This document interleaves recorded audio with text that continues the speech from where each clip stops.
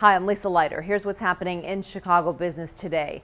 While other agencies are freezing pay, Secretary of State Jesse White is giving raises. According to a Crain's Better Government Association investigation, White gave a 4% and then 2% pay hikes to roughly 250 non-union administrative personnel in the past year. Collectively, they are costing taxpayers an extra $78,000 a month. And this comes at a time when the state is falling behind on routine bills and racked up tens of billions of dollars in unfunded pension liabilities. These raises are not okay. It sets a bad message, especially with the fiscal crisis the state was dealing with.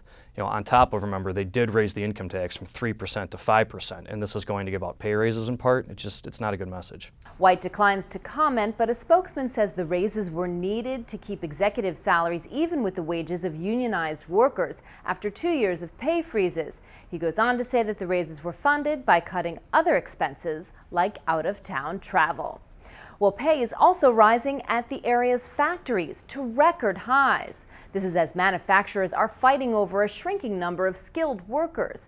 Pay for Illinois factory workers climbed to just over $24 an hour in May, bouncing back from a recessionary low of $21 in 2008.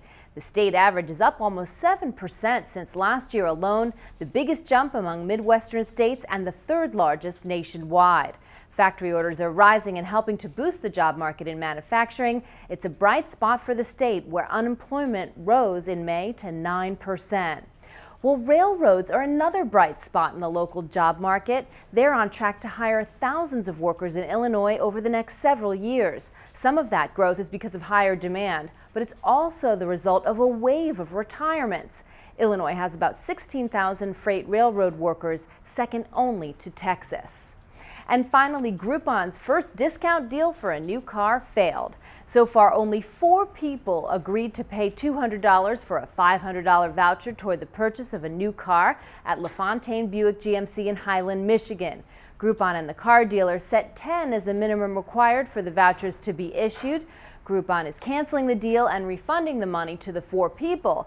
But LaFontaine sold new cars to 2 of those Groupon customers and honored the vouchers anyway.